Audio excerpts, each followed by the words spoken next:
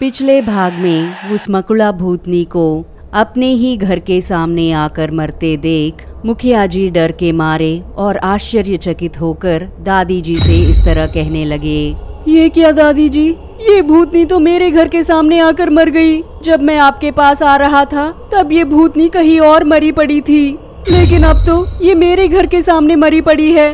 मुझे कुछ समझ में नहीं आ रहा दादी जी। तब दादी जी ने इस तरह कहा, अरे नायडू, यही मकुड़ा भूतनी की धर्म है। मैंने तुमसे पहले ही कहा था ना कि जब भी वो मकुड़ा भूतनी आती है उसे कोई भी देखना नहीं चाहिए। तुम उस बात को भूलकर मकुड़ा भूतनी को तूने अकेले नहीं देखा, साथ में उस तांत्रिक को भी इस भूतनी को तूने दिखा दिया। तांत्रिक बलि पर चढ़ गया, अब तू बाकी रह गया। इस तरह तांत्रिक दादी जी ने मुखिया जी से कहा। ये सुनकर मुखिया जी ने कहा, ठीक है दादी जी, ठीक है, मैं बलि चढ़ने के लिए तैयार हूँ। मैं अपनी गांव की प्रजा को नहीं बचा पाया, इसके लिए बलि चढ़ना कोई बड़ी बात नहीं है। अगर उस दक्षिका भूतनी को मेरे खून पीकर शांति मिलती है तो मैं तो कब का उस दक्षिका भूतनी के लिए बलि चढ़ जाता। बस मुझसे एक गलती हो गई कि मैंने आपको बताए बगैर इस तांत्रिक को यहाँ पर लेकर आया और इसकी वजह से वो दक्षिका भूतनी गांव में आ जाएगी। दादी जी, कुछ न कुछ कीजिए, चाहे मेरी जान भी चली जाए, लेकिन उस भूतनी को इस गांव में नहीं आना चाहिए। मुझे अपने गांव वालों को किसी तरह से बचाना है, कुछ कीजिए दादी जी। इस तरह मुखिया जी दुखी होकर कहने लगे। तब दादी जी ने कहा, अरे नायडू, मुझे तेरे साफ दिल के बारे में पता है, लेकिन तेरी ये जल्दबाजी वाली काम की वजह से अब हम सभी एक बड़ी आपदा में पड़ गए हैं। ठीक है, मैं कुछ न कुछ सोचती हूँ। इस तरह तांत्रिक दादी जी ने कहा। और रात होते ही दक्षिका भूतनी की भयानक आवाजें चैन से सो रहे गांव वालों को सुनाई देने लगे। स्वतंत्रता, स्वतंत्रता। कई सालों से उस पर्वत के पास ही रह रहकर मैं बहुत थक गई हूँ। इस तरह गांव में आने पर मुझे बहुत खुशी हो रही है। अमावस के दिन होने वाले एक बलि के लिए मैं बहुत दिन इंतजार करती थी, लेकिन आज के बाद मुझे हर रोज नर बलि मिलेगी। भला रे भला। इन भयानक आवाजों को सुनकर गांव वाले घर से हड़बड़ी में बाहर निकले।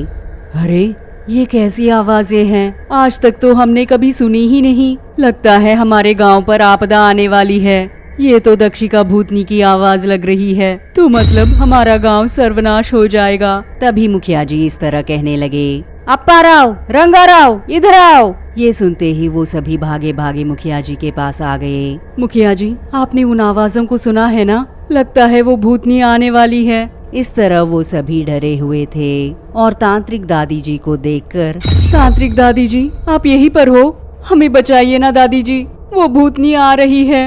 ये सुनकर दादी जी ने कहा, अरे मूर्ख मानव, तुम पहले घबराओ मत। घबराहट में की गई गलतियों की वजह से ही वो हमारे गांव में आ रही है। चाहे कुछ भी हो जाए, हमें मनोबल के साथ रहना चाहिए। और जैसे मैंने कहा था, आज भी इस गांव की महिलाओं ने उस चमगादड़ के खून को पर्वत के पास डालकर आए हैं ना। तब मुखिया जी ने कहा, दादी जी, बस इस बात को ही हमने नहीं किया, क्योंकि आज पूर्णिमा है ना। सभी महिलाओं ने मिलकर उस पर्वत के पास दीपों की मटकियों को रख के आ गए और हम हमेशा की तरह इस काम को करते करते चमगादड़ के खून को वहाँ पर डालने की बात को ही भूल गए। तब दादी जी ने कहा, पहले तुम लोगों ने ये गलती कर दी। मैंने कहा था ना कि चाहे कुछ भी हो जाए, इस चमगादड़ के खून को उस पर्वत के पास डालकर आना चाहिए। ठीक है, अभी भी थोड़ा समय है। तुम लोग अपने अपने घर की महिलाओं के पास जाकर इस चमगादड़ के खून को उस पर्वत के पास डालने के लिए कहना, और तब तक मैं उस दक्षिका भूतनी की ध्यान को भटका कर रखूंगी और उसके बाद वहां पर खून डालने के अगले ही पल उन मटकियों को यहाँ पर फोड़ दीजिए। उन आवाजों से वो भूतनी वापस जरूर चली जाएगी। वक्त कम है, जल्दी जाओ। इस तरह दादी जी ने गांव वालों से कहा। तब मुखिया जी ने कहा, ठीक है दादी जी, हम सभी आपके कहे अनुसार ही करेंगे। इस तरह मुखिया जी ने दादी जी से कहा और दादी जी के कहे अनुसार ही गांव की महिलाओं ने चमगादड़ के खून को मटकियों में भरकर वो सभी जल्दी जल्दी में दक्षिण दिशा के पर्वत के पास आ पहुँचे और वहां पर खून को डालकर वो सभी वापस गांव आ गए। और इतने में दादी जी दक्षिका भूतनी के सामने आ गई। कौन है रे तू बुढ़िया? क्यों मेरे सामने आ रही हो? तुझे मारना मेरे लिए कोई बड़ी बात नहीं है, लेकिन तू मुझे पसंद नहीं आई रे बुढ़िया। मुझे तो बूढ़ों के खून बिल्कुल भी पसंद नहीं है। रास्ता दो। इस तरह दादी जी से जोरों से चिल्लाते हुए बातें करने लगी। तब दादी जी ने कहा, ओ दक्षिका भूतनी, तुम्हारा इस गांव में जाना असंभव है, और तो और मुझे पार करना इतनी आसान बात नहीं है। उनके ऐसे कहते ही दक्षिका भूतनी ने कहा, तू बूढ़ी है, एक कोने में बैठ जा जाकर। तू मेरे पास आकर क्या कर रही है बुढ़िया? ओ दक्षिका भूतनी, तुम जिसे बूढ़ी बूढ़ी कह रही हो ना, उसने तुम्हारी सर्वनाश करने के लिए बहुत सारे राष्ट्रों और देशों को घूमकर कई शक्तियों को पाके तुम्हें बंदी करने के लिए आई है। कुछ ही दिनों में तुम मेरी गुलाम बन जाओगी। बुढ़िया, सच में तू तो दिन में बहुत अच्छे सपने देखती हो। तू मुझे ही अपना गुलाम बना लोगी।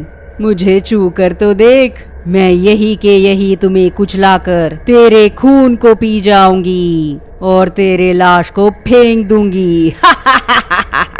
उसके ऐसे कहते ही दादी जी ने कहा, ओ दक्षिका भूतनी, मेरा तुझे छूना छोड़ दो। तूने अगर मुझे छुआ भी तो तू यहाँ से भाग के चली जाओगी। चाहो तो देख लो। ये सुनकर दक्षिका ने कहा, ओ बुढ़िया, तू तो बहुत ही चमत्कारी तरह से बात करती है रे। मैं अपने हाथों से नहीं बल्कि अपने पैरों से तुझे कुचल कर फेंक दूंगी। ऐसा कहकर उस भूतनी ने दादी जी के सर पर अपने पैर रख दिया। और दूसरी तरफ गांव की सभी महिलाएं वापस गांव आकर उन मटकियों को उस चमगादड़ के पास आकर फोड़ने लगे। और उन आवाजों को सुनकर दक्षिका भूतनी का सर जोरों से दर्द करने लगा। आ, दर्द दर्द! ये मनहूस आवाजें कहाँ से आ रही है? मेरा सर फटा जा रहा है। मैं यहाँ नहीं रह पा रही हूँ। मेरे नस कटे जा रहे हैं। इस तरह वो दर्द में चिल्लाने लगी। ये देखकर दादी जी ने कहा, ओ दक्षिका भूतनी, देख लिया ना मेरी शक्ति को। तुम्हें इस गांव में आने से रोकने के लिए मैं अपने जान देने के लिए भी तैयार हूँ। तेरा इस गांव में आना इतनी आसान नहीं है। इस तरह दादी जी ने कहा और दक्षिका भूतनी दर्द से तड़पने लगी। इन आवाजों को बंद करो। आ! फिर भी उसका दर्द कम ना होने की वजह से दक्षिका भूतनी भागते हुए वापस उस दक्षिण दिशा के पर्वत के पास चली गई। और दादी जी बहुत खुश हुई। इस दक्षिका भूतनी को गांव में आने से पहले ही सफलतापूर्वक उसे भगा दिया।